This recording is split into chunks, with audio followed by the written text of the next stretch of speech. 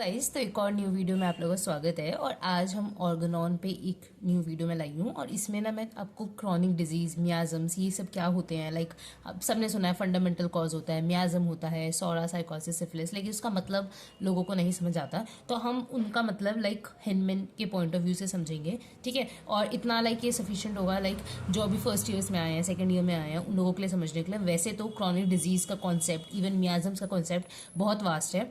उसको जितने हम ऑथर्स या जितने स्टार वर्ड से समझते हैं, उतना इसका लाइक ज़्यादा आई थिंक ये टॉपिक एडवांस होता जाता है। तो उसकी अंडरस्टैंडिंग हम लेते रहेंगे जैसे जैसा लाइक मैं प्रोग्रेस करूंगी और मुझे ये चीज़ें समझ आएगी। बाकी मैंने ये सारी चीज़ें लाइक बहुत बेसिक कॉन्सेप्ट्स पे आप लोगों को समझाने की कोशिश की है विथ नोट्स। तो हम स्टार्ट करते हैं थ्योरी ऑफ क्रॉनिक डिजीज, ठीक है। तो सबसे पहले सबको पता है कि दो टाइप के डिजीज होते हैं, एक्यूट डिजीज और क्रॉनिक डिजीज, जिसके बारे में लाइक हर चीज़ के बारे में हमारी ऑर्गेनॉन जो लिखी गई है उसमें सब कुछ लिखा गया है कि क्या होता है एक्यूट डिजीज, क्या होता है chronic disease. Everything is like mentioned, सब कुछ अच्छे से अफोरिज्म्स में मेंशन्ड है कि लाइक एक्यूट डिजीज ऐसे डिजीजेस हैं जो जिनका जो ऑनसेट होता है वो रैपिड होता है, और ना ही या तो वो प्रोग्रेस करेंगे डेथ में या तो रिकवरी होगी। सिमिलरली क्रॉनिक डिजीज जो होता है वो स्लो प्रोग्रेसिंग होते हैं और उसके पीछे एक फंडामेंटल कॉज होता है। तो ये सारी चीज़ें हमारे दर्जन लाइक हमारे अफोरिज्म्स में लिखा गया है। तो हम यही पढ़ने वाले हैं कि ये क्रॉनिक डिजीज का कॉन्सेप्ट, ये जो थ्योरी थी वो कहाँ से आई। तो इससे पहले मैं लाइक ये सब मैं पढ़ने से पहले मैं आपको बताऊं कि क्या हुआ था कि जब ना हिनमैन जी लाइक सबको ट्रीट कर रहे थे, जब वो अपनी डिजीजेस लाइक अपना जितना भी चीज़ें कर रहे थे, उसमें उन्होंने एक चीज़ नोटिस की कि वो जितने भी लोगों को ट्रीट करते थे ना, वो चाहे उनको कितने भी सिमिलिमम के रेमेडीज दे दे, कितना ही प्योर बिल्कुल बहुत अच्छे से ऑब्जर्व, बिल्कुल अच्छे से टोटालिटी और सिम्टम की रेमेडी क्यों ना देते, ठीक है, लेकिन फिर भी बहुत लोग थे जो ट्रीट हो ही नहीं रहे थे। लाइक उनको हम कितना भी देख ले, उनको कितनी भी दवाइयाँ दे दे, वो ठीक ही नहीं हो रहे थे, ठीक है। तो उनको पता चला कि ऐसी चीज़ों के पीछे ना कोई फंडामेंटल कॉज है, इसके पीछे कोई एक चीज़ है, ऑब्स्टेकल है आप कह सकते हो, जिसकी वजह से वो चीज क्योर नहीं हो पा रही, ठीक है। इसी का पूरा कॉन्सेप्ट, इसको कैसे समझा हिनमैन ने, ये सारी चीजें ही थ्योरी ऑफ क्रॉनिक डिजीज में हम समझते हैं, ठीक है। तो सबसे पहले थ्योरी ऑफ क्रॉनिक डिजीज जो थी वो फर्स्ट इंट्रोड्यूस्ड हुई fourth edition of Organon of medicine in 1829। इससे पहले ऐसा कोई कॉन्सेप्ट था ही नहीं कि क्रॉनिक डिजीज क्या होता है या क्रॉनिक डिजीज के पीछे कोई फंडामेंटल कॉज है। आज तक हम पढ़ते आ रहे हैं कि कोई भी अगर एक्यूट डिजीज अगर अराइज हो रही है तो उसके पीछे कोई एक्साइटिंग कॉज होगा। सिमिलरली लाइक बहुत सिंपल सा लाइक मैं एग्जांपल देती रहती हूँ कि अगर कोई इंसान है, उसको अचानक से खांसी जुकाम हो गया, अगर बारिश में गीला हुआ है, तो बारिश में गीला होना was an exciting cause for that person to develop that acute disease at that point. Similarly बहुत सारी ऐसी डिजीज होती है जो क्रॉनिक होती है, जिसका हमें नहीं पता, उसके पीछे ना कोई एक्साइटिंग कॉज था, पर अचानक से उस इंसान को कुछ हुआ और हमें पता चला कि इसको तो हाइपोथायराइडिज्म है। तो वो कैसे पता चलता है, तो उसके पीछे पहले से ये चीज मतलब ये चीजें नहीं पता थी, पर बाद में पता चला कि उसके पीछे पहले से ही उसके अंदर डेवलप हो रहा था लाइक एक पॉल्यूटेंट था जिसको बाद में आगे नाम मियाजम दिया गया, जो कि एक फंडामेंटल कॉज कहा गया, जिसकी वजह से वो जो डिजीज है वो इतना प्रोग्रेस आज कर चुकी है और उसने लाइक कोई डिजीज बना ली है, ठीक है। तो वही चीज पढ़ रहे हैं। लाइक सबसे पहले जो थ्योरी ऑफ क्रॉनिक डिजीज थी वो fourth edition of Organon of medicine में आई 1829 ईयर में, ठीक है। इसके अलावा इसमें लिखा गया है कि हिनमैन टुक 12 years टू इन्वेस्टिगेट सोर्स और the cause of chronic disease. उनको समझ ही नहीं आ रहा था कि क्रॉनिक डिजीज ये डिजीजेस ट्रीट हो क्यों नहीं रहे, लाइक ये ठीक क्यों नहीं हो रहे, ठीक है। तो उनको 12 साल लग गए ये समझने में कि इनके पीछे कोई मियाजम है, ठीक है, जिसको हम आज बहुत आसानी से पढ़ रहे हैं, लेकिन इस चीज को वो लाइक दुनिया के पास लाने के लिए उनको 12 साल लग गए, ठीक है। Finally concluded the cause of all chronic disease is psora. उन्होंने बाद में बताया कि हर क्रॉनिक डिजीज के पीछे एक कॉज है और लाइक 80% जितनी भी डिजीजेज है ना, उनके पीछे जो कॉज है वो सोरा है, ठीक है। हमें 3 मियाजम्स आगे पढ़ेंगे, सोरा, साइकोसिस, सिफिलिस। बाकी एक और मियाजम था जो एलन ने दिया था, दैट इज ट्यूबिकुलर मियाजम, जिसके बारे में हम इतना स्टडी नहीं करेंगे, लेकिन जस्ट हम सोरा, साइकोसिस और सिफिलिस के बारे में यहाँ पढ़ने वाले हैं, ठीक है। अब देखो इसके बाद है therapeutic importance of chronic miasmatic theory, मतलब इसका क्या इंपॉर्टेंस है, ठीक है। हम ये थ्योरी पढ़ रहे हैं, इसका क्या इंपॉर्टेंस है। तो देखो इसमें भी ये हमारा ही है जो हमें बहुत इजीली समझ आएगा। Like some homoeopaths argue what is the importance of chronic miasmatic theory and miasm as long as we select remedy based on symptom similarity alone. मतलब बहुत लोग हैं वो ये बोलते हैं कि यार हमें तो मेडिसिन सिम्टम सिमिलरिटी पे देना है, तो हमें ये मियाजम क्या होता है, एक फंडामेंटल कॉज है, किसी के पीछे कुछ ऐसा कॉज है, ये चीजें समझने की क्या नीड है, लाइक ये सबके दिमाग में क्वेश्चन आ ही रहा होगा। तो इसका आंसर JH एलन ने दिया था। उन्होंने बोला the fact is that we can not select the most similar remedy possible unless we understand the phenomena of the acting and basic miasm for the true similar and quantitative totality of the patient. We need to know the miasmatic state of the patient. तो इन्होंने बोला कि कभी भी हमें कोई भी अगर मेडिसिन किसी को अगर प्रिस्क्राइब भी करनी है ना on the basis of the most similar remedy, फिर भी हमें ये जानना जरूरी है कि उसका बेसिक मियाज्म क्या है और वो किस मियाज्मेटिक स्टेट में है वो पेशेंट। ठीक है, तो जब तक हम ये नहीं समझेंगे, जब तक हम उसको मोस्ट सिमिलर रेमेडी नहीं दे पाएंगे। तो इसलिए चाहे हमने रेमेडी बहुत अच्छे से क्यों ना चूज की हो, लेकिन वो फिर भी उसको ट्रीट नहीं कर पाएगा। ठीक है, तो ये था, इसकी वजह से हमें ये सौरा, साइकोसिस, सिफिलिस इनको समझने की जरूरत होती है। ठीक है, अब देख लेते हैं nature of chronic disease, like ये जो फंडामेंटल कॉज है, ठीक है, वो डेवलप कैसे होता है। तो ये क्या होता है कि बहुत एजेस तक या तो हमने डाइट या मे बी कोई भी ऐसी चीज है जिससे हम प्री डिस्पोज बहुत ईजिली हो सकता है, लाइक टेकिंग कोल्ड या कोई रफ वेदर, उससे बहुत बार मतलब उसमें कुछ एरर है जिसकी वजह से बार बार हमारी बॉडी इफेक्ट हो रही है। ठीक है, तो उसकी वजह से क्या होती है, बॉडी धीरे धीरे वीकनेस में जाती है। तो weakness of body result in reappearance of the disease which was controlled previously. ठीक है, बार बार सेम डिजीज आ रही है और वो बार बार रीअपीयर हो रही है, जिसको हम मतलब टेम्पररी कोई डिवाइस दे रहे हैं, मतलब लाइक कोई मेडिसिन दे रहे हैं, लाइक मोस्ट सिमिलम रेमेडी, लेकिन हम ये ठीक नहीं कर रहे कि उसके डाइट में कोई दिक्कत है या उसका कोल्ड में या कोई और चीज है जो प्री डिस्पोज कर रही है, तो हम वो चीजें ठीक नहीं कर रहे और हम बार बार उसको मोस्ट सिमिलम पे रेमेडी तो दे रहे हैं, जिसकी वजह से वो उस टाइम तो टेम्पररी ठीक हो रहा है, लेकिन हमें उसका जो रूट कॉज है, लाइक दीज कॉजेज, जो आगे जाके एक अदर कॉज डेवलप कर देगा, दैट इज फंडामेंटल कॉज या मियाज्म, उस पे हम काम नहीं कर रहे। दैट्स वाई उस इंसान को फंडामेंटल लाइक उस इंसान को क्रॉनिक डिजीज डेवलप हो जाती है। ठीक है, तो weakness of body result in reappearance of the disease which was controlled previously. ठीक है, बार बार डिजीज आ रही है इन एरर की वजह से, लेकिन हम तो होम्योपैथ, हम लोग या जो भी एलोपैथ, वो लोग मस्त उसको रेमेडीज दे रहे हैं, उस टाइम के लिए उसको सबसाइड कर रहे हैं, उस टाइम के लिए वो ठीक भी हो रहा है, लेकिन बाद में वो चीज वापस आ रही है क्योंकि हम डाइट, क्योंकि फिर वापस वो उस डाइट पे आएगा तो वापस वो डिजीज हो जाएगी, तो वो डाइट, कोल्ड या ऐसी चीजें हम उसको ठीक नहीं कर रहे हैं। That's why. ठीक है, when such recurrence was noticed the homeopath physician treated every recurrence with the most similimum remedy. ठीक है, that relieve the patient temporary, जिसकी वजह से पेशेंट को टेम्पररी रिलीफ मिल रहा है। ठीक है, the complaints would reoccur in spite of the best selected homeopathic remedy, पर जो कंप्लेन्स है वो बार बार रीअकर हो रही है होम्योपैथिक रेमेडी बेस्ट सिलेक्टेड देने के बाद भी। और यही एक major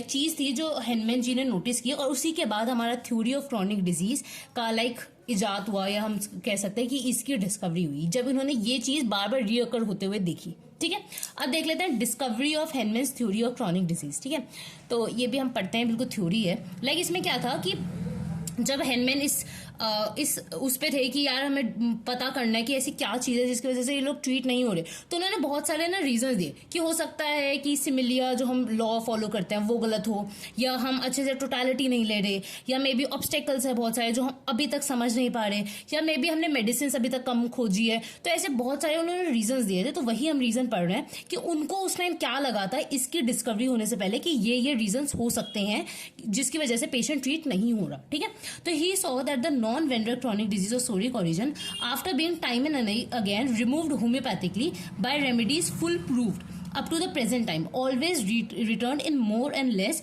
varied form with new symptom। वही कि हम बार बार उसको ट्रीट कर रहे हैं, मोस्ट सिमिलर रेमेडी दे रहे हैं, लेकिन फिर भी वो बार बार वो सिम्टम्स या तो कोई न्यू या कोई लेस वेरिड ऐसे सिम्टम्स आ ही रहे हैं, मतलब वो अभी तक ट्रीट नहीं हुआ है। ठीक है, तो उसके लिए according to Hahnemann these can be the cause of failure of homoeopathic treatment. तो उनको लगा कि ये मे बी ये कॉजेज हो सकते हैं। ठीक है, तो ये क्या क्या कॉजेज थे, लाइक फर्स्ट कॉज है law of similia not universal. तो उनको लगा मे बी ऐसा हो सकता है कि जो लॉ ऑफ सिमिलिया हम लोग यूज करते हैं वो यूनिवर्सल ना हो। लाइक अभी तक तो हमने पढ़ा, लेकिन उस टाइम तो ये न्यू डिस्कवरी हुई थी ना, तो जब तक तो लगा था कि यार मे भी हो सकता है मेरे से ही कुछ गलती हो। तो ये पहला उन्होंने रीजन दिया था, जो कि आगे जाके रॉन्ग एजम्पशन हुआ, क्योंकि ये बिल्कुल सही है लॉ ऑफ सिमिलिया। ठीक है, नेक्स्ट उन्होंने बोला कि may be discovery of homeopathic medicine है, कि हमने बहुत कम होम्योपैथिक मेडिसिन डिस्कवर की है, दैट्स वाई ऐसा हो रहा है। पर ये भी उस टाइम का रॉन्ग एजम्पशन था, क्योंकि जितनी मेडिसिन उस टाइम हुई थी ना उतना सफिशियंट था, लाइक इसके पीछे कुछ और ही कॉज था, है ना, तो वो चीज भी एक रॉन्ग एजम्पशन था। इसके अलावा defective application application of law similia, हो सकता है ये लॉ सिमिलिया सही हो लेकिन मैं गलत तरीके से लगा रहा हूँ, तो हेनमैन को ऐसा लगा। इसके अलावा डिफेक्ट इन कलेक्शन और टोटालिटी ऑफ सिम्टम, की हो सकता है कि वो टोटालिटी ऑफ सिम्टम ढंग से ले नहीं पा रहे हैं, तो ये एक कॉज हो सकता है। या maybe some obstacles are overlooked, या हो सकता है कोई ऑब्स्टेकल है जिसको मैं ओवरलुक कर रहा हूँ, ठीक है। तो बाद में पता चला कि यही दो कॉज है। ऑब्स्टेकल क्या है, फंडामेंटल कॉज, और टोटालिटी ऑफ सिम्टम क्या है कि जो वो सिम्टम दे रहा है उसको हम समझ नहीं पा रहे हैं, सौरा, साइकोसिस या सिफिलिस का है वो, ठीक है। तो इसमें उन्होंने समझा कि ये है मेन प्रॉब्लम, ठीक है। तो उन्होंने इनको सही करने के पीछे वो लग गए, ठीक है। और फिर खोज हुई लाइक हमारे मियाजम्स की, ठीक है। तो आगे देखते हैं आगे क्या हुआ। तो after prolonged observation and investigation, Henman discover that in most of the cases this obstacle started with eruption of each, ठीक है। तो अब धीरे धीरे यहाँ से हम थोड़ी तरफ अब जा रहे हैं मियाजम की तरफ। लाइक आप सबको मैं बेसिक बता देती हूँ, लाइक सौरा में ना सारे इच वाली चीजें होती है, लाइक स्टार्ट इच मियाजम भी कहते हैं उसको, ठीक है। इसके अलावा साइकोसिस में सारी ओवरग्रोथ होती है, और सिफिलिस में डिस्ट्रक्शन होता है, ठीक है। तो डिस्ट्रक्शंस, अल्सरेशंस, ये सब आपको दिखने को मिलेगा, ठीक है। तो उन्होंने ये चीज देखी कि कितने भी वो क्रॉनिक डिजीज को ट्रीट नहीं कर पा रहे थे, उनमें उन्होंने देखा कि जो स्टार्ट हो रही थी ना, तो मोस्ट ऑफ द डिजीजेस एक इरप्शन के साथ, एक इच के साथ शुरू होती थी, ठीक है। Most of the diseases itch के साथ शुरू होती थी, and suppression of this itch by violent allopathic medicine developed new symptom. अब जो सप्रेशन, अब क्या करते थे, अब कोई इच हुआ, उसको एलोपैथिक मेडिसिन से या कोई भी मेडिसिन से उस टाइम के जितने भी प्रिंसिपल्स या जो भी लगा के उसको सप्रेस कर दिया जाता था, और उसके बाद न्यू सिम्टम्स आ जाते थे, ठीक है। अब वो जो न्यू सिम्टम्स थे ना, होम्योपैथ उस पे दे देते थे सिमिलिमम, लाइक उस पे दवाई दे देते थे या उसको ट्रीट करने लग जाते थे, पर वो फिर भी वो इच क्यों आया उसको नहीं समझते थे, ठीक है। तो symptoms produced by this obstacle was named as itch miasm, ठीक है। इच मियाजम या psora. Hahnemann discovered that this obstacle is nothing but a miasm, और उनको समझ आया कि ये जो ऑब्स्टेकल जो हम समझ रहे हैं ना, कुछ और नहीं पर मियाजम है, ठीक है, जिसको फंडामेंटल कॉज भी कहते हैं, ठीक है। Complete treatment will occur if you understand the miasmatic basis of disease. अगर हमें कंप्लीट ट्रीटमेंट किसी को देना है तो हमें मियाजमेटिक बेसिस ऑफ डिजीज समझना होगा, ठीक है। Only possible with genetic, past and family history, ठीक है। और जो कि तभी पॉसिबल है जब हम उस इंसान की ना एक तरीके से पूरी कुंडली समझ ले, लाइक उसका जेनेटिक, उसका कुछ पास्ट में या उसकी फैमिली हिस्ट्री। फैमिली में तो ऐसा तो नहीं है कि वेनरल डिजीज चली आ रही है या कोई ऐसी डिजीज समझ में भी उसकी फैमिली हिस्ट्री हो कोई ऐसी डिजीज होने की, तो ऐसी चीजें हमें जाननी होती है उसका मियाजम समझने के लिए, ठीक है, कि वो सौरिक है, साइकोटिक है या सिफिलिटिक है, ठीक है। Regarded psora as the most fundamental of all miasm, उनको और सबसे फर्स्ट जो डिस्कवर्ड था वो सौरा मियाजम ही था। और सौरा मियाजम जो था ना, उसको क्योंकि मैंने बोला 80% जो भी क्रॉनिक डिजीज थे ना उसमें समझा गया कि यही है, मतलब स्टार्टिंग इच से ही हो रही थी, इसलिए बहुत कम डिजीजेज है जो साइकोसिस और सिफिलिस में आते हैं। अभी तो बहुत सारे वैसे डिस्कवर हो रहे हैं बहुत सारे डिजीजेस, लेकिन उस टाइम जो मोस्ट ऑफ द डिजीज होते थे वो सोरा में ही आते थे, इसलिए सोरा डिजीज को मदर मियाजम भी कहते हैं, ठीक है। तो और ये भी कहते हैं मोस्ट फंडामेंटल है ये, मतलब फंडामेंटल तो सारे हैं पर ये मोस्ट फंडामेंटल है ऑफ ऑल मियाजम, ठीक है। He also noted that the elements of body and soul do not belong to venereal disease, sycosis and syphilis, but is nothing but the partial manifestation of the ancient miasm और leprosy and each. उन्होंने ये भी समझा कि जैसे body और soul से कोई भी रिलेटेड कोई भी डिजीज है ना, वो वेनरल डिजीज लाइक साइकोसिस सिफिलिस से इतना बिलोंग नहीं करती जितना इच या लेप्रोसी मियाजम से करती है। इच मियाजम में बाद में उसको लाइक रेप्लस मैनिफेस्टेशन भी कहते थे, तो ये सेम ही बात है, इच मियाजम, सौरा मियाजम या रेप्लस मैनिफेस्टेशंस। तो उन्हें पता चला कि जो मेनली जितनी भी डिजीजेज हैं वो सोरिक कॉन्स्टिट्यूशन बोल रही हूँ, सोरिक मियाजम की ही है, ठीक है। अब देख लेते हैं मियाजम। अब इतने देर से मैं गाना गाए जा रही हूँ कि मियाजम है, तो अब देख लेते हैं मियाजम की अच्छे से डेफिनेशन समझ लेते हैं। मियाजम क्या होता है, उसकी लाइक उसका टाइप्स क्या होते हैं, और फिर एक एक करके सारे मियाजम्स को हम डिटेल में करते हैं, ठीक है।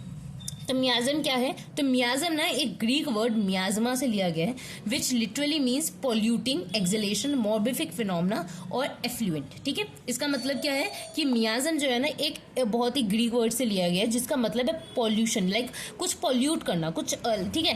तो लाइक ये जो चीज है ये मियाजम हमारे अंदर जाके हमें पॉल्यूट कर रहा है, ठीक है। तो इसलिए यहाँ पे मियाजम बोला गया है। सॉरी गाइस, थोड़ी सी डिस्टर्बेंस आ गई थी। एनीवे फर्दर हम आगे बढ़ते हैं। तो मियाजम लाइक ग्रीक वर्ड से लिया गया है मियाजमा, जिसका मतलब होता है पॉल्यूटिंग एक्सलेशन, जिसका मतलब मोबिफिक फिनोमेना। ठीक है, मोबिफिक मतलब डिजीज, मोबिड होता है ना, दैट इज डिजीज। ठीक है, तो डिजीज कॉजिंग फिनोमेना। ठीक है, तो इसका मतलब ये होता है लिटरल मीनिंग। ठीक है, और ये यही है लाइक ये हमारी बॉडी में आके क्या कर रहा है, हमें पॉल्यूट ही कर रहा है ना एक तरीके से, तो इसलिए इसका मतलब वहां से लिया गया। ठीक है, एनी मियाजम डेवलप फॉलोइंग वेज। ठीक है, अब कोई भी मियाजम है ना, उसका जो डेवलपमेंट होता है वो सारे मियाजम्स का डेवलपमेंट हम देखेंगे। लाइक सोरा है तो उसका डेवलपमेंट कैसे हो रहा है, पहले मोड ऑफ इन्फेक्शन हो रहा है, फिर इंटरनल डेवलपमेंट होता है, फिर एक्सटर्नल मैनिफेस्टेशंस आती हैं जिसके अंदर प्राइमरी मैनिफेस्टेशन, लेटेंट मैनिफेस्टेशंस, फिर लाइक वो सेकेंडरी मैनिफेस्टेशन में आ जाएगा। सब कुछ हम हर मियाजम का देखेंगे। जैसे यहाँ पे देख लो कि 3 टाइप से 3 मूवमेंट से कोई भी मियाजम डेवलप हो सकता है एक बॉडी में।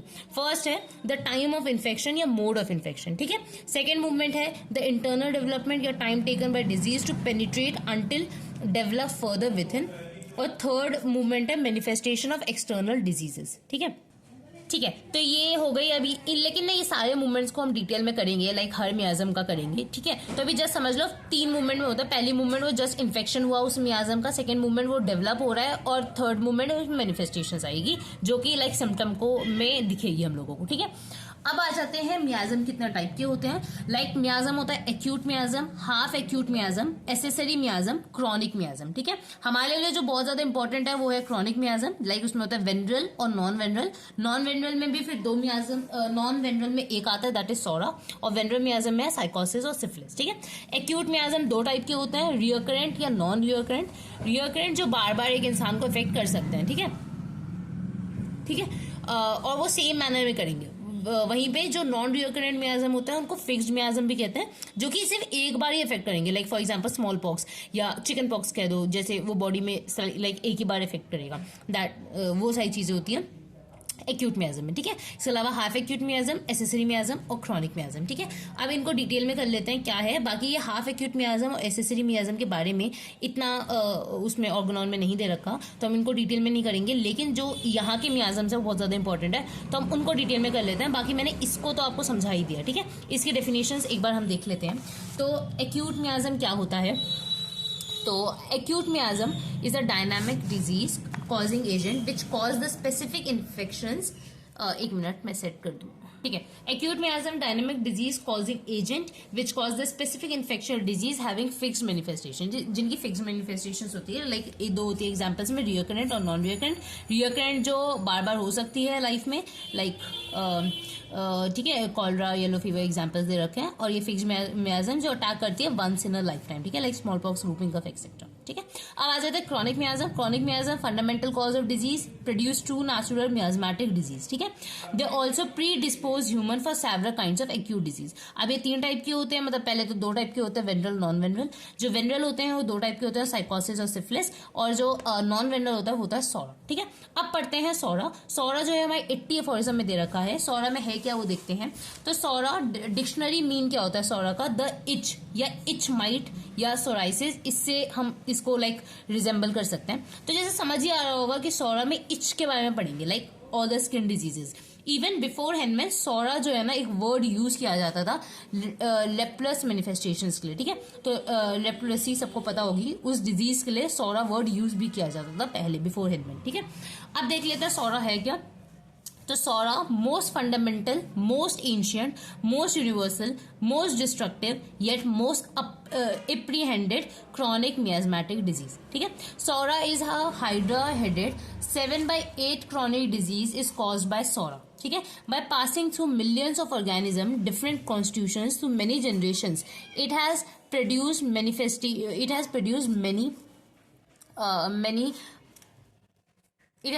many types of symptoms in the form of pathological disease, but SORA is the real origin of all chronic disease. ठीक है, तो इसमें क्या बोला गया है कि ऐसा बोला गया है कि most of the disease like 7/8 chronic disease जो है ना वो सोरा मियाजम की होती है, क्योंकि ये चीज देखी गई कि जितने भी chronic disease हुई है ना उसकी स्टार्टिंग एक इच से होती है। लाइक एक पहले खुजली होती है, इरप्शन होती है इच की, उसके बाद वो अंदर उसको सप्रेस कर दिया जाता है, तो वो जो इच वाला जो सिम्टम होता है वो अंदर चला जाता है, हमारे इंटरनल ऑर्गन्स को इफेक्ट करने लग जाता है, और एज जिस ऑर्गन को इफेक्ट करेगा उस टाइप के सिम्टम्स आने लगेंगे। ठीक है, तो ये इसलिए समझा गया कि कोई भी अगर डिजीज हो रही है ना तो उसका जो फर्स्ट जो लाइक उसका जो मदर है वो सौरा ही है, ठीक है।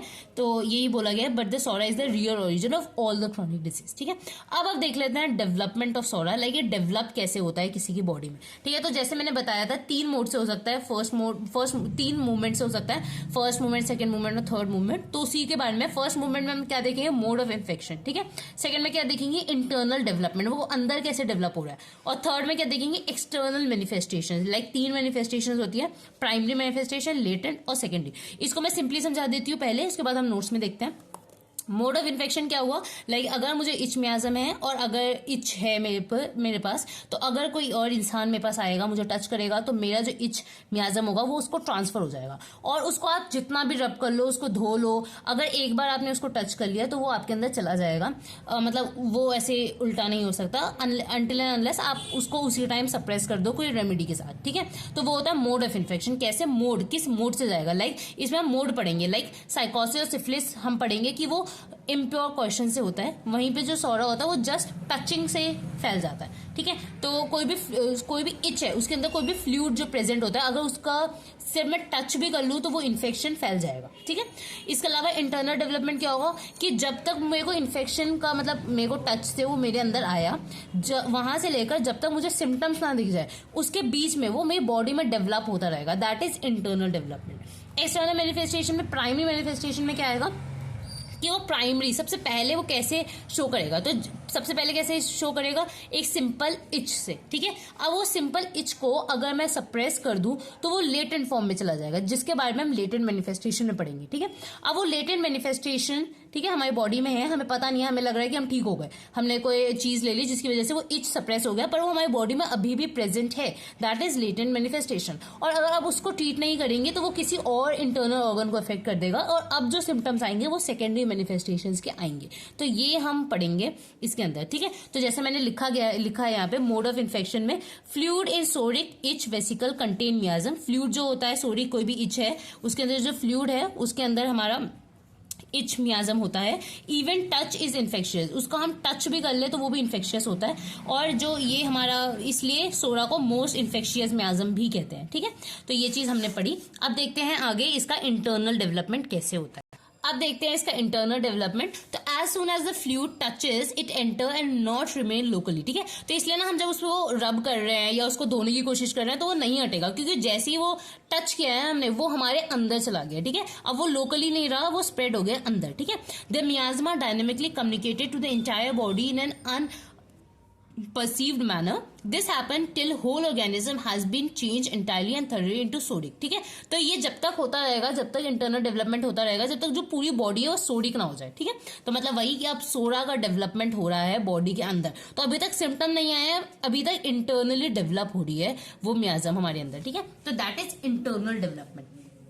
अब आ जाते हैं एक्सटर्नल मैनिफेस्टेशन। नाम से पता चल रहा है अब ये मैनिफेस्ट होंगे, ठीक है। मैनिफेस्टेशंस कैसे होंगे, सिम्टम्स के बेसिस पे, ठीक है। तो लोकल सिम्टम्स ऑन स्किन, तो लोकल सिम्टम्स आएंगे लाइक इच वेसिकल, जिस वेसिकल से लाइक फैला था वैसा ही वेसिकल हमें दिखेगा, इच वेसिकल, जो कि 6 to 7 10th या 14 day after internal development of psora पे आ सकता है। तो अकॉर्डिंग टू इम्यूनिटी या अकॉर्डिंग टू जो भी वाइटल फोर्स कितनी जल्दी आपका डीएनए जो हो रहा है उसके अकॉर्डिंग, या तो 6ठे, 7वें, 10वें या 14वें दिन वो जो इंटरनल डेवलपमेंट हुआ था सोरा का, उसके सिम्टम्स लोकली आपकी स्किन पे दिखेंगे, ठीक है। Each vesicle is accompanied by tickling itch forces patient to rub and scratch, ठीक है। तो क्या होता है, वो जो इच वेसिकल आया है वो बहुत ज्यादा खुजली वाला होता है, लाइक वो बहुत ज्यादा टिकल करता है और पेशेंट को कंपेल करता है कि वो उसको बार बार रब करे, स्क्रैच करे, ठीक है। Continuous burning of the affected part, बहुत ज्यादा बर्निंग होती है। Initially contain lymph as clear as water, changes to pus and fill tip of vesicle. तो ये वेसिकल का जो फ्लूइड है उसका फॉर्म बताया गया कि पहले वो वाटरी सा होता है पर वो पस जैसा भी हो सकता है, ठीक है, पस जैसा भी बाद में चेंज हो जाता है, ठीक है। तो ये था। इसके बाद क्या है, these troublesome vesicles act as the representation of internally developed disease and keep the patient free from secondary elements, ठीक है। सोरा कैन बी क्या है, psora can be easily cured at this stage, but if not then disease increase. ठीक है, तो मैंने जैसे बताया इस स्टेज पे अगर उसको जस्ट एक, ये भी हम पढ़ेंगे कि एंटीसोडिक ट्रीटमेंट क्या होता है, तो इस केस पे ना जस्ट हम एक डोज उसको सल्फर का दे देना तो वो इंसान ठीक हो जाता है, लाइक कुछ पिल्स दे दे, तो क्योंकि इसलिए सल्फर को किंग ऑफ सोरिक रेमेडीज भी कहा जाता है। तो जस्ट इस केस पे हम जस्ट एक पिल उसको दे दे तो वो ट्रीट हो जाएगा। लेकिन मोस्ट ऑफ द टाइम इस केस पे आता ही नहीं है पेशेंट हमारे पास, वो आता है जब उसके वो सेकेंडरी मैनिफेस्टेशंस आ रहे हैं, बार बार उस डिजीज को उसने सप्रेस कर दिया है, करता रहा है, इतनी सारी उसने एलोपैथिक ट्रीटमेंट्स ले लिए कि अब उसके पास कोई चारा नहीं बचा, बहुत ज्यादा डेवलपमेंट हो चुकी है, उसके बाद वो कुछ और ही सिम्टम्स के साथ हमारे साथ आएगा। कभी भी कोई इंसान ऐसे नहीं आता कि मेरे को सिंपल खुजली हो रही है, कभी आपने देखा ही नहीं होगा कि बस खुजली हो रही है, अनटिल अनलेस वो कुछ ज्यादा ही बड़ी है, पर ऐसा तो। लेकिन अगर बहुत ज्यादा छोटी ऐसी डिजीज में अगर हम उसको पकड़ ले और जस्ट एक डोज दे दे, कोई भी होम्योपैथिक ट्रीटमेंट कर दे, तो उसका जो डिजीज है वो बहुत जल्दी और बहुत आसानी से ट्रीट हो सकता है। ठीक है, but if not then disease increase, और अगर नहीं करेंगे तो डिजीज इंक्रीज हो जाती है। तो इस टाइम पे ठीक है, अब ये हो गया। अब देखते थे लेटेंट सोरा। अब लेटेंट सोरा पे आता भी है क्वेश्चन कि लेटेंट सोरा क्या होता है। लेटेंट सोरा क्या है? लेटेंट मैनिफेस्टेशन है सोरा की। ठीक है, इसमें क्या होता है? When primary manifestation not cure, जब प्राइमरी मैनिफेस्टेशन को क्योर नहीं किया गया या सप्रेस कर दिया गया तो लेटेंट फॉर्म में चली जाती है। ठीक है, लेटेंट मतलब एक तरीके का डोरमेंट फॉर्म। ठीक है, suppression, external application, unfavourable environment. ठीक है, सप्रेशन क्या है? या तो एक्सटर्नल एप्लीकेशन कर दो या कोई अनफेवरेबल एनवायरमेंट लगा है वो उस इच को, तो उस टाइम वो क्या है, सप्रेस हो जाएगी। Latent psoric peoples look healthy. और जो ये वाले लोग होते हैं ना, वो बिल्कुल हेल्दी दिखेंगे, लाइक बाहर से उनको लगेगा ही नहीं कोई डिजीज है। ठीक है, in latent stages disturbances is located in the central life mechanism. इन्होंने बोला है कि इन लेटेंट स्टेजेस जो डिस्टर्बेंसेज है ना, वो अंदर चल रही है, बस हमें पता नहीं चल रहा है, और वो इंसान बिल्कुल अच्छा हेल्दी दिख रहा है। और इस केस में जो इंसान है उसको सोरिक मियाज्म ने हिट कर दिया है, वो लेटेंट फॉर्म में उसकी बॉडी में प्रेजेंट है। ठीक है, इसके बाद आता है सेकेंडरी मैनिफेस्टेशन। इसमें क्या होगा? अब कोई अनफेवरेबल कंडीशन आई, जैसे कि कोई उसमें डाइट में बहुत ज्यादा चेंजेस कर दिए, या कोई बहुत ऐसी डिजीज है जिसकी वजह से उसका प्री डिस्पोजिशन हो जाता है, कुछ भी। ठीक है, कोई भी अनफेवरेबल कंडीशन आया, लाइक अटैक और एपिडेमिक फीवर, शॉक या फॉल, कुछ भी हुआ, कोई भी एक्साइटिंग कॉज आया जिसकी वजह से, या एक्साइटिंग अनफेवरेबल सर्कमस्टांस आया जिसकी वजह से जो लेटेंट सोरा होगा वो अवेकन्स हो जाता है, लेटेंट सोरा वापस जग जाता है, हम कह सकते हैं, और प्रोड्यूस नेमलेस क्रॉनिक डिजीज, और प्रोड्यूस करता है बहुत सारे नेमलेस मतलब किसी भी टाइप का क्रॉनिक डिजीज कॉज कर सकता है। ठीक है, तो यहाँ पे नेम नहीं दिया, कोई भी क्रॉनिक डिजीज। ठीक है, antipsoric remedy should be given, और इस टाइम अगर उनको एंटीसोरिक रेमेडी देंगे तो ट्रीट हो जाएगा। ठीक है, तो अब हम देख लेते हैं कुछ antipsoric treatments, like antipsoric treatments क्या क्या हम दे सकते हैं।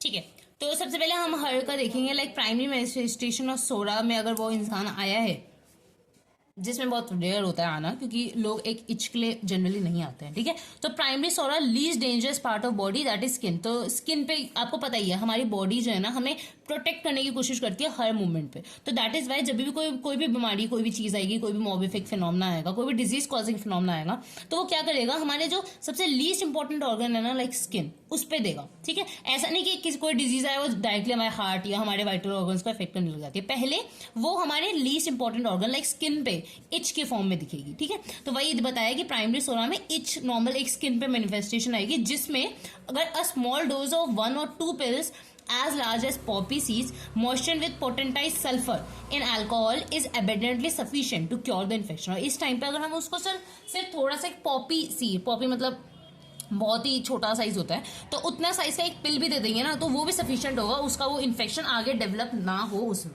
ठीक है, तो ये चीज बताई गई है। इसके अलावा ट्रीटिंग लेटेंट या सेकेंडरी मैनिफेस्टेशन, अगर लेटेंट या सेकेंडरी मैनिफेस्टेशन को ट्रीट करना है तो उसमें क्या करेंगे? Done on the basis of totality और सिम्टम, टोटालिटी और सिम्टम के बेसिस पे उस टाइम जो सिम्टम्स आने, क्योंकि आपको मैंने बताया सेकेंडरी मैनिफेस्टेशन में अब जो सिम्टम आएंगे ना, सिर्फ और सिर्फ इच के नहीं आएंगे, क्योंकि वो लेटेंट फॉर्म में गया है। लेटेंट के बाद वो हमारे वाइटल ऑर्गन्स को अफेक्ट करेगा, और अब जो सिम्टम्स आएंगे वो थोड़े ज्यादा सीवियर होंगे, सिर्फ इच नहीं होगा, मे बी उसके साथ और भी कुछ चीजें डेवलप हो, तो वो सारे सिम्टम्स की हम टोटालिटी लेंगे।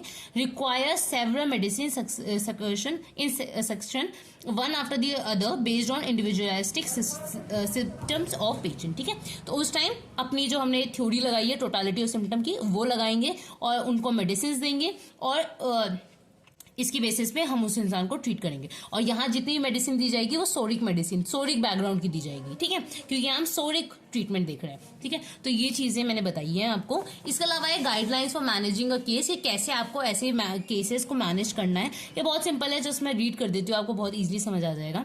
The physicians allow the well-selected antisoric remedy to finish its action without interrupting with another remedy as long as improvement continues. Repetition of even same remedy is not allowed. ठीक है, तो वही बोला, repetition आपको बार बार नहीं करना है, बस आपको पहले देखना है कि जो वेल सेलेक्टेड एंटीसोरिक रेमेडी अगर आपने ढंग से सेलेक्ट किया है तो उसका एक्शन होने दो, उसको इंटरप्ट मत करो, ठीक है। पहला ये गाइडलाइन दी है। दूसरा क्या है, if new symptoms which the never felt in his life have developed this indicate the selected remedy is not suitable, now give antidote और अनदर एंटीसोरिक रेमेडी। इसका मतलब क्या है कि बाय चांस हमने उसको रेमेडी दी, इसके अलावा ऐसा कुछ उसको सिम्टम आया जो उसने अपनी लाइफ में कभी आया नहीं है उसको, तो उस टाइम पे आप समझ सकते हो कि जो आपने उसको दी है दवाई वो गलत हो सकती है, नॉट सिलेक्टेड, नॉट सुटेबल। तो उस टाइम उसको एंटीडोट दो और कोई न्यू एंटीसोरिक रेमेडी से उसको शुरुआत करो, ठीक है। ये हो गया। इसके अलावा if the present symptom are aggravating with feeling और betterment of patient it indicate homeopathic aggravation need better prognosis, ठीक है। तो इसमें क्या बोला गया कि अगर कोई पेशेंट है उसको एग्रीवेशन हो रहा है लेकिन बेटरमेंट लग रहा है पेशेंट को, लाइक सपोज कोई सिम्टम है, लाइक इच का सिम्टम है तो वो बढ़ गया है लेकिन उसको अंदर से अच्छा लग रहा है, मतलब फील सही हो रहा है, ठीक है, बेटरमेंट फील हो रही है, तो उस टाइम पे वो होम्योपैथिक एग्रीवेशन हो सकती है, ठीक है। उस टाइम पे बेटर प्रोग्नोसिस की जरूरत है, ठीक है। इसके बाद क्या बोला है, but after a long time aggravation still present in and increase severity show that remedy has given in large doses, ठीक है। तो आपको पता भी होगा होम्योपैथिक एग्रवेशन क्यों होती है। होम्योपैथिक एग्रवेशन होती है जब होम्योपैथिक मेडिसिन आपने सही तरीके से सही है बिल्कुल, लेकिन मे बी उसका डोज या उसकी रिपीटिशन इन चीजों में गलत, पोस्टोलॉजी आपने कहीं ना कहीं गलत कर दिया उसकी वजह से। तो इन्होंने ये बोला कि अगर एग्रवेशन नहीं जा रहा है तो इसका मतलब आपने जो रेमेडी उसको सिलेक्ट किया ना, मे बी वो लार्ज डोजेस में दे जा रही है, तो वो चीज आप एक बार देख लो। इसके अलावा क्या है, the indicated remedy when acted for a certain period of time seems to stand still but symptoms still indicate the same remedy then give in different potency. तो इसमें क्या बोला है कि सपोज कोई इंसान है, उसको आपने कोई मेडिसिन बहुत देर तक देते गए, उसके बाद भी वही सेम सिम्टम और वही सेम रेमेडी इंडिकेट हो रही है, तो आप वही दो लेकिन डिफरेंट पोटेंसी में देना, ठीक है। तो ऐसा बोला गया। इसके बाद क्या है, सप्रेस्ड और treated allopathic cases if demand sulphur और hepar sulph according to symptom sometime mercury can also be added, ठीक है। तो ये भी एक लाइन लिखी गई थी। तो ये है गाइडलाइंस कैसे हमें एक सोरिक केस को मैनेज करना है, ठीक है। इसी के साथ हमारा 16 कंप्लीट हो गया है। अब मैं आपको बताती हूँ साइकोसिस और सिफिलिस। सिफिलिस और साइकोसिस करने से पहले ना मैं थोड़ा सा आपको सौरा के इंडिकेशंस बता देती हूँ एक पेशेंट में। और जो मैंने इंडिकेशंस यहाँ लिखे हैं ना वो जस्ट बहुत कम है, ऐसे समझ लो कि पूरे समंदर से 2 ड्रॉप्स मैंने यहाँ लिख दिया है, क्योंकि सौरा का या साइकोसिस मैंने बताया हर डिजीज का वो एक तरीके से मदर है, तो उसमें ऑब्वियसली सिम्टम्स ये गिने चुने तो नहीं होंगे, बहुत सारे सिम्टम्स होते हैं। उसके लिए ना मैंने ऐसे मैंने ऐसे करके ना ये इंसान सा बना रखा है जिसमें मैंने जितने मैं सिम्टम्स लिख सकती थी, मैं दिख नहीं पा रहा है, 1 मिनट में आपको दिखाती हूँ। आप देख सकते हो ये पूरा मैंने ऐसे करके बता रखा है कि ये जो पूरा इंसान है वो सोरिक है, तो इसमें क्या क्या सिम्टम्स आपको दिख रहे हैं। तो ये बहुत बड़ा है, इस पे भी अगर आप चाहोगे तो मैं वीडियो बना दूंगी, पर अभी तो आपको पता है बहुत ज्यादा ही लंबी हो जाएगी वीडियो, तो हम इसको किसी और वीडियो में कवर करेंगे। अभी जस्ट थोड़ी बहुत इंडिकेशंस देख लेते हैं सौरा की, उसके बाद हम सिफिलिस और साइकोसिस पे आ जाएंगे, ठीक है। तो आप लोग बता देना आपको इस पे भी अगर वीडियो चाहिए तो मैं बनाने के लिए फुल टू रेडी हूँ, मैं बना दूंगी, ठीक है। तो सौरा के इंडिकेशंस देख लेते हैं एक पेशेंट में। Psora produce functional disturbances. पहली बात, फंक्शनल डिस्टर्बेंसेस प्रोड्यूस करता है। The patients are very sensitive from noise, light और ऑर्डर, इससे वेरी सेंसिटिव होता है। Patient are worried about dying, ठीक है, उनको मरने का बहुत डर होता है। अब जैसे जैसे मैं ये सिम्टम बता रही हूँ ना, आपके दिमाग में एक दो मेडिसिन आ जानी चाहिए। डाइंग से किस किस को डर लगता है, नॉइज, लाइट, ऑर्डर, नक्स स्वामी का उसको डर लगता है, मतलब ओवर सेंसिटिव होता है, बहुत सारी चीजें हैं, ठीक है। तो ये पार्सल उसको बहुत ज्यादा ओवर सेंसिटिव होता है, तो ऐसी आपको मेडिसिन दिमाग में आनी चाहिए, ठीक है। इसके बाद इची स्किन और अनहेल्दी स्किन, आपको पता होना चाहिए ऐसी कितनी इतनी मेडिसिन है, तो आपको समझ आ रहा होगा ओ अच्छा हम इसलिए पढ़ते थे ये हिपार सल्फ या ये वाली मेडिसिन सोरिक है, तो अब समझ आ रहा है क्योंकि उसके इंडिकेशन पेशेंट में ऐसा ही दिखता है, ठीक है। Forces the patient to scratch which brings burning, hungry and bloated abdomen होता है। कॉन्स्टिपेशन या मॉर्निंग डायरिया आपको मेजर सिम्टम दिखेगा। ऐसे भी बहुत सारे आपने देखे होंगे मॉर्निंग डायरिया वाले, सल्फर बहुत सारे हैं, ठीक है, तो आप वो सब भी याद कर सकते हो यहाँ पे। Standing is the worst position, ठीक है। अब इससे आपको याद आ रहा होगा सल्फर में ये लाइक बहुत ही मेन लाइन लिखी जाती है, ठीक है। Standing is the worst position, इसलिए उसको किंग ऑफ सोडिक रेमेडीज कहा जाता है, ठीक है, क्योंकि most of the sodic indications sulphur में एज इट इज होते हैं, ठीक है। इसके अलावा उसको आराम मिलता है हीट या समर से, और विंटर्स में एग्रेवेशन होता है, ठीक है। तो ये इंडिकेशंस है। अब आ जाते हैं सिफिलिस में। लाइक सोरा कौन से अफोरिज्म में था? 80। वैसे जो सिफिलिस है वो 79 अफोरिज्म में है। अब जो सिफिलिस और साइकोसिस हम पढ़ेंगे ना, दोनों वेनरल मियाज्म है, ठीक है। अब दोनों का अलग अलग नाम है। लाइक सिफिलिस मियाज्म को कैंक्रे डिजीज या ब्यूबो कहते हैं, लाइक उसको क्या कहते थे? इच मियाज्म, ठीक है। इसको क्या कहते हैं? कैंक्रे या ब्यूबो। वैसे साइकोसिस को क्या कहते हैं? फिगवॉट डिजीज, ठीक है, फिगवॉट डिजीज कहते हैं। तो आपको ना ये चीज याद होगी ना किसको क्या कहते हैं, तो बहुत इजीली आपको याद हो जाएगा, ठीक है। तो सिफिलिस है वेनरल मियाज्म जिसको कैंक्रे डिजीज या ब्यूबो कहते हैं। Develop when chancre and bubo are suppressed by local treatment, ठीक है। जैसे सोरा कैसे डेवलप हुआ था? जब हम इच को हम सप्रेस कर देते थे तो सोरिक डिजीज डेवलप हो जाती थी। सिमिलरली अगर हम कैंक्रे और ब्यूबो को सप्रेस कर दे तो बाय लोकल ट्रीटमेंट तो हमें सिफिलिटिक डिजीजेस डेवलप हो जाएगी। Also known as venereal disease proper, cause destruction of tissue and bones, ठीक है। इसमें डिस्ट्रक्शन मेनली आप देखोगे, लाइक अगर स्किन का डिस्ट्रक्शन आप सोच सकते हो तो किससे सोच सकते हो? अल्सर्स होना, क्योंकि ulcer is the destruction of the like most important lining like epithelial layer, ठीक है। तो ऐसी ही चीजें आप देख सकते हो, ठीक है। आपको पूछेगा ब्यूबो क्या होता है, तो ब्यूबो होता है लिम्फ नोड स्वेल हो जाती है इन आर्मपिट्स एंड ग्रोइन, उसको ब्यूबो कहते हैं, ठीक है। अब देख लेते हैं मोड ऑफ डेवलपमेंट। तो इसमें भी 3 मोड होगी जैसे सब में होती है, mode of infection, internal development और external manifestation. External manifestation primary और सेकेंडरी होती है, इसमें कुछ लेटेंट वाला फॉर्म नहीं होता, ठीक है। अब आ जाता है मोड ऑफ इन्फेक्शन, ठीक है। मोड ऑफ इन्फेक्शन दोनों में, सिफिलिस और साइकोसिस, हम दोनों ही पढ़ेंगे। उसमें मोड ऑफ इन्फेक्शन सेम है क्योंकि दोनों ही वेनरल डिजीजेज है, तो दोनों में ही इम्प्योर क्वेश्चन से ही फैलता है, और touching and rubbing the specific spot, ठीक है। To effect the infection, it requires certain amount of friction in the most tender parts of the body, like sexual organs, ठीक है। इसलिए sexual organs से question से फैलता है, which are most rich in nerves and covered with thinnest cuticle, क्योंकि इनमें ये जो है बहुत richest होता है nerves में और covered होता है by the thinnest cuticles, ठीक है। अब इसका इंटरनल, ये तो हो गया मोड ऑफ इन्फेक्शन। अब होता है इंटरनल डेवलपमेंट। सिमिलरली यहाँ पे भी है कि जब वो एक बार इन्फेक्ट हो गया तो आप कितना भी उस एरिया को लाइक उस ऑर्गन्स को धो लोगे उसमें कुछ भी नहीं जाएगा, बिकॉज अब लोकली नहीं रही है वो डिजीज, अब वो इंटरनली आ चुकी है, ठीक है। वो स्प्रेड होना शुरू हो गई है, ठीक है। तो ये हुआ। अब इंटरनल डेवलपमेंट देखते हैं। As soon as the syphilitic miasm touches the spot, it no more remain local but spread the body, ठीक है। तो स्प्रेड होना स्टार्ट हो गई है बॉडी में, दैट इज इंटरनल डेवलपमेंट। अब जब इसके सिम्टम्स आएंगे दैट इज एक्सटर्नल मैनिफेस्टेशन, ठीक है। तो एक्सटर्नल मैनिफेस्टेशन पहला क्या है? Development of the primary manifestation of syphilis. तो प्राइमरी मैनिफेस्टेशन ऑफ सिफिलिस में क्या आएगा? कैंकरे बनेंगे, जैसे उसमें इच बनता था, इसमें कैंकरे बनेगा 7 to 14 day, after 7 to 14 day of that mode of infection, जिसमें एक स्टिंगिंग सा पेन होगा। उसमें कैसा पेन होता था? बर्निंग पेन, ठीक है, और स्क्रैचिंग करने का मन करता था। यहाँ पे स्टिंगिंग सा पेन होगा। अब क्या कर रहे हैं? डेवलपमेंट ऑफ सेकेंडरी मैनिफेस्टेशन कब होगा?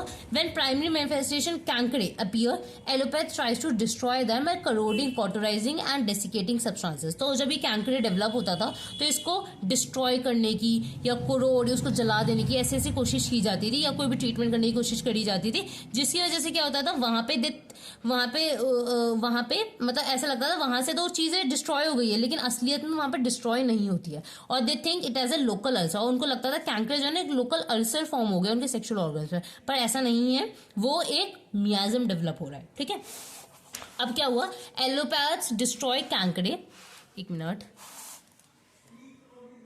एलोपैथ्स destroy that chancre, nature show another local manifestation called as bubo. तो जब एलोपैथ्स ने उसको हटाने की कोशिश की उस कैंकरे को, तो नेचर ने एक और मैनिफेस्टेशन शो की, दैट इज ब्यूबो की फॉर्म में। और ब्यूबो मैंने बताया कि पहले तो कैंकरे एक सिंपल लाइक वेसिकल फॉर्मेशन होती है हमारे जेनाइटल्स के पास, जिसको कैंकरे कहते हैं। अब जब उसको सप्रेस किया जाता है, उसको कॉटराइज, जला दिया जाता है, जो भी जिस भी फॉर्म से उसको हटा दिया जाता है, तो वहां पे एक और मैनिफेस्टेशन शो हो जाती है ब्यूबो में। तो इसमें क्या होता है? जो भी हमारे लिम्फ नोड्स होते हैं उनका स्वेलिंग हो जाती है आर्मपिट्स या ग्रोइन रीजन में, ठीक है, जनरली, तो उसको कहते हैं ब्यूबो। तो ये अब इसको भी सप्रेस करने की कोशिश की जाती है, तो again suppress by more allopathic treatment. अब इसको और सप्रेस किया जाता है, तो development of secondary manifestation occurs very slowly, known as syphilis miasm proper. और इसी के बाद जब ये ब्यूबो डेवलप हो गया, उसको भी सप्रेस करने की कोशिश की एलोपैथिक ट्रीटमेंट की वजह से, तब सिफिलिटिक डिजीज प्रॉपरली डेवलप हो जाती है और उसको कहते हैं सिफिलिस मियाज्म प्रॉपर, ठीक है।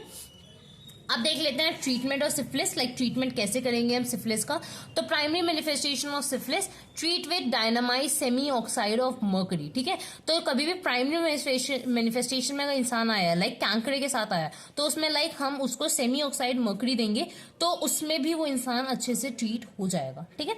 नेक्स्ट है primary manifestation remove by allopath. अगर कोई इंसान आया है जिसका प्राइमरी मैनिफेस्टेशन लाइक कैंकरे रिमूव हो चुका है और एलोपैथ के द्वारा या जो भी जिसकी वजह से कैंकरे तो रिमूव हो गया है लेकिन हमें पता है वो रिमूव नहीं हुआ है, वो अब ब्यूबो के फॉर्म में उसमें डेवलप होगा, ठीक है, या हो रहा है। तो दैट इज वाई उस केस में क्या करेंगे, कांट भी सीन, उस टाइम में हमें सीन तो दिख नहीं रहा कोई भी चीजें क्योंकि उस टाइम ऑब्वियसली एलोपैथ्स ने वो चीजें तो रिमूव कर दिया। Can't be seen by eyes because chancre and bubo suppressed but internally syphilis is present. तो physician declare them as healthy but carefully observing we can find discoloured reddish red blue scar, ठीक है। तो इस cases में क्या होता है ना, जो और दूसरे फिजिशियंस है वो तो कह देते हैं अरे तुम ठीक हो गए, कुछ दिख तो रहा नहीं है, और उस पेशेंट को भी इतना कुछ होता नहीं है, ठीक है। लेकिन हम लोगों को पता है, लेकिन हम जब वो चीजें चेक करेंगे तो हमें पता चलेगा कि वो ना डिसकलर्ड लगेगा, वो जो एरिया होगा रेडिश रेड ब्लू स्कार्स हो सकते हैं। और यही चीज ना एक लिमिटेशन है सेकेंडरी स्टेज ऑफ सिफिलिस की, क्योंकि सेकेंडरी स्टेज ऑफ सिफिलिस में ना जो इंसान होता है प्रॉपरली हेल्दी लगेगा। सिमिलरली जैसे लेटेंट्स हो रहा है उसमें भी प्रॉपरली हेल्दी लगता है, तो ऐसे ही यहाँ पे भी फिजिशियन को भी इवन जो इंसान होगा उसको भी लगेगा मैं ठीक हो गया, लेकिन उसको इस टाइम पे भी ट्रीटमेंट की जरूरत है। This would be the cure. तो यही चीज है, आपको वापस उसको मर्करी इस टाइम भी दोगे तो वो चीज क्योर हो जाएगी, ठीक है।